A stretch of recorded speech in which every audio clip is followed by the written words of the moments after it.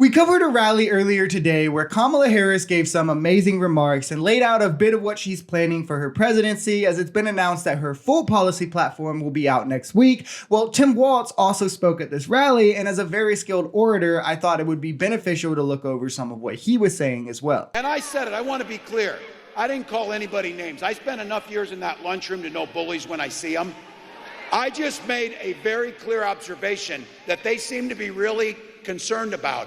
I pointed out that taking away reproductive freedoms, banning books, raising the price of insulin, trying to hurt labor unions, nobody's asking for that weird crap. No one's asking for it.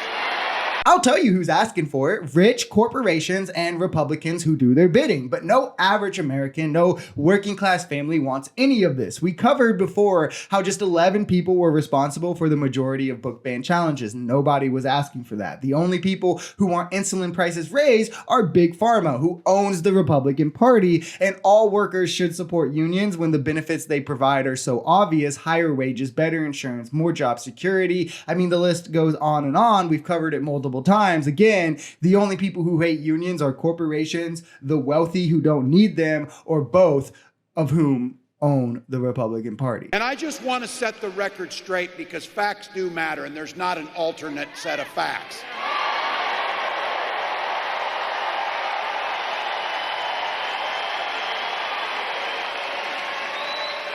Here's one for you. Violent crime was up during the Trump presidency. And that's even not counting his crimes. Exactly, and Trump pushing this belief of alternative facts is fascism. It's the first and very fundamental step of fascism. It's still a mistrust of facts and institutions providing those. That way people will only get their information from you, so you as the fascist can control the narrative. And that's exactly what he's done, despite getting graded on a curve that no other politician does, having his illegitimate actions normalized by the media. For instance, look up Gary Hart. He was a Democratic star. It came out that he had an affair years before he launched his campaign, and the media crucified him for it. You can look at different examples of this all throughout history, but we get to Trump, and because Trump is such a powerful driver of clicks for media, the media refuses to cancel him or attempt to for any of his actions, and instead they normalize it. This man tried to do an insurrection, and the media is just like, silly Trump, pretty much. You know, he convinces his followers that the media is anti-Trump, despite, again, CNN, MSNBC, all these stations never get sued for lies.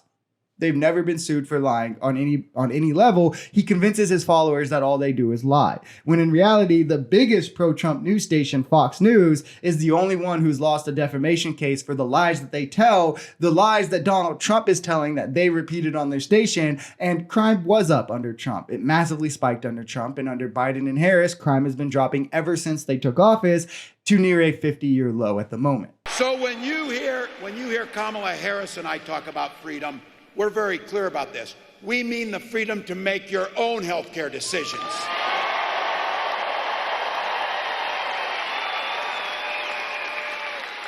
And that your children should be free to go to school without worrying about being shot dead in their classroom.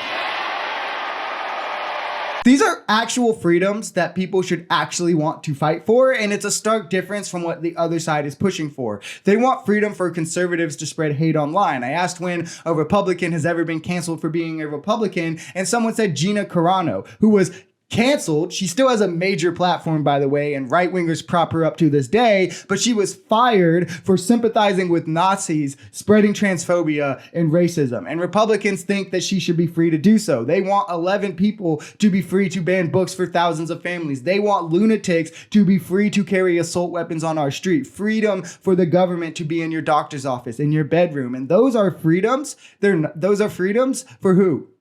Who are they freedoms for? They're not. Those are measures of control. And that's why a vote for Harris Walz is a vote for true freedom. If you enjoyed this video, we're Social Society. We're a commentary channel influenced by politics, society, and the economy. We are pretty left-leaning on this channel, but we're open to our right-wingers as well. The biggest thing here is having conversations that get everyone to the bottom of the truth. If that sounds like something that can interest you, consider smashing that subscribe button, leaving us a like, or even commenting on this video. We even have memberships available as low as $3 if you'd like to support, because the only way we become a society is together.